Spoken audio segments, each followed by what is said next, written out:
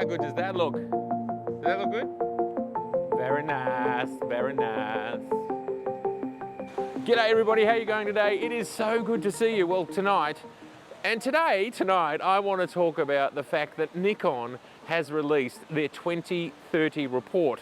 Now, I need to thank Taipei Geek for this information. He actually sent it to me 2 days before it appeared on Nikon Rumors. He sent it to me last Friday, but I've been a bit busy, plus a bit of COVID, and my 6-year-old became a 7-year-old. So, you know, those things. Now, the 2030 report goes out to 2030, but really it has detail through to 2025. And it's outlining how Nikon plans to remain profitable and how they break down the different pillars of their business. But I think one of the most compelling and interesting parts of this report is something that they talk about in regards to the Z9. But before I do that, what I love about these types of documents is they come directly from the source, so we know what they're thinking, what their plans are, where they're heading. There's no ambiguity here. This is what they're trying to achieve. This is their goals, and they are telling us. Now, this information, of course, is high level, but it's about trajectory, and I like the trajectory that I see here. And again, I want to start with this opening statement about the Z9, but more importantly, it's about the whole Z lineup. And here it is verbatim: deploy advanced features from the Z9 across the lineup. Now, from my perspective, this is massive news. This is something we've been speculating about for the last year since the Z9 was development announced. When would these features roll through? I have had questions since the beginning. What do you think is going to happen, Matt? So we're going to talk about that and more right now.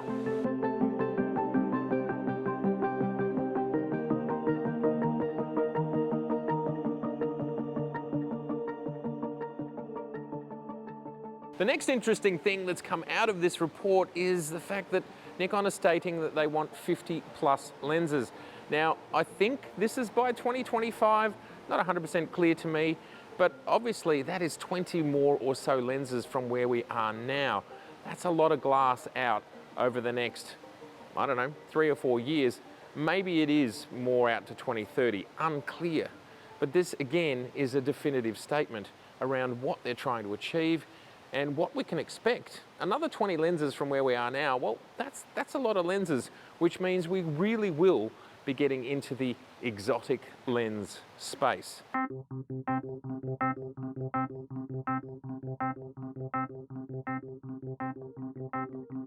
Now, as we can see here, I'm just keeping my notes handy. Plus, this is illumination. How does it look? Do I look a little bit Michelangelian, something along those lines? But let's read through some of the digital camera division's plans here. Also, they'd like to appeal to video creators by strengthening the video function. So that is super exciting. At the bottom of this list is focus on licensing business. Now, what does focus on licensing business mean? Now, my thoughts around this is this licensing to people like Sigma and Tamron?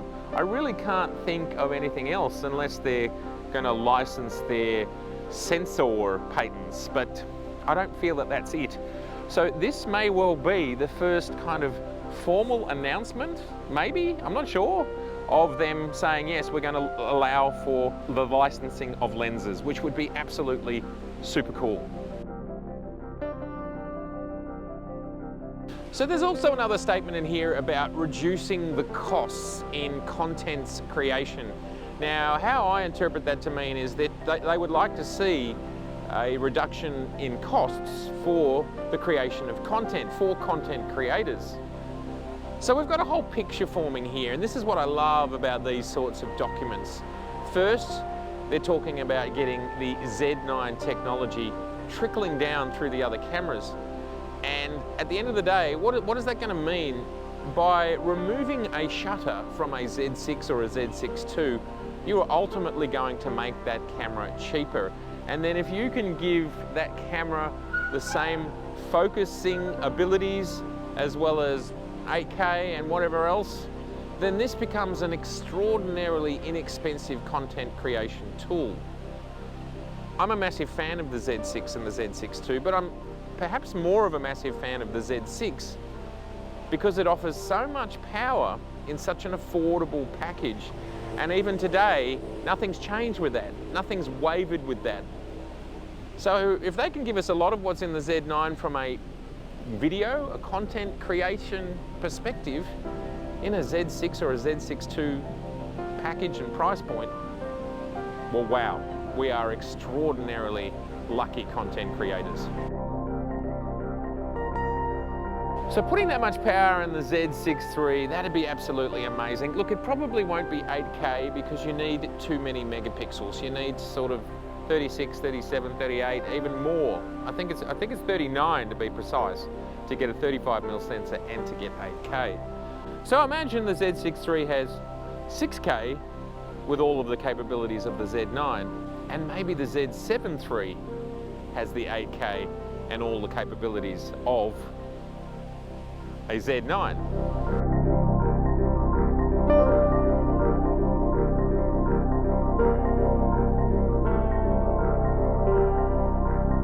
Not only do we have these amazing capabilities, but of course it all comes with the amazing Z glass. And as you can see in my last couple of videos around the 400 2.8 with the TC and the 800 PF, Nikon are really working hard to bring lenses that from my perspective are class leading and make the job for a photographer so much easier by, in one case, sort of having two lenses in one, and in the other case, bringing us an 800mm with unprecedented size, weight, and price. I mean, it's crazy, and I believe that the 85 1.2 is what's on the roadmap. And of course, the other lens that I think is on the roadmap as well is the 400 PF, which I think will be a really interesting lens.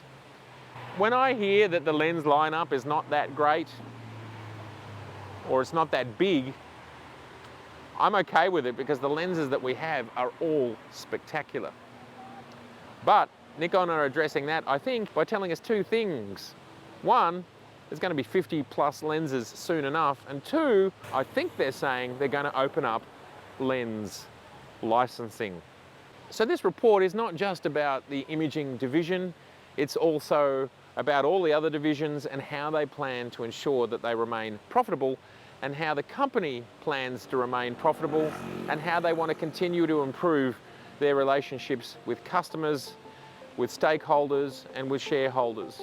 So they are working very, very hard to remain a very solid company.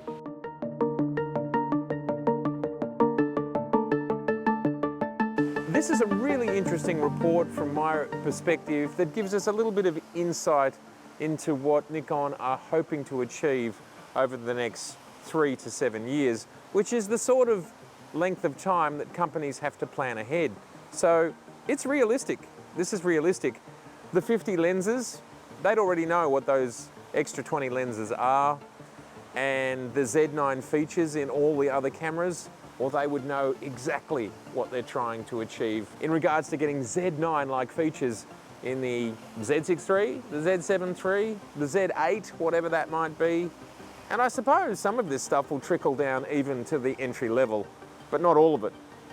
Someone asked me just the other day, will Nikon be removing the shutter from all of their cameras? And I would say, why not? Part of this report says they want to get increased profits from every unit sold. Well, I can tell you, removing the shutter but keeping the price point the same will definitely allow for that. So yes, I do think the Z9 is a successful test of removing the mechanical shutter, and I do believe over time they may well remove it from all of their cameras. The future is bright, but what I can tell you is if you own a Z6 or a Z7, Z6 II, Z7 II or a Z9, and based on your use case, these cameras are going to be absolutely excelling. And so whatever happens next, OMG. All right, well, I'd love you to let me know in the comments below how you feel about the fact that Nikon is formally letting us know that the Z9 features will trickle down. When do you think it will happen? Will it be a Z6 III first, a Z7 III, or something new? I'd love to hear your thoughts. It's been so good to see you, and if this is your first time here, I would love to see you again. So please do subscribe, please share, please like, and come to the National Gallery of Victoria. See you later.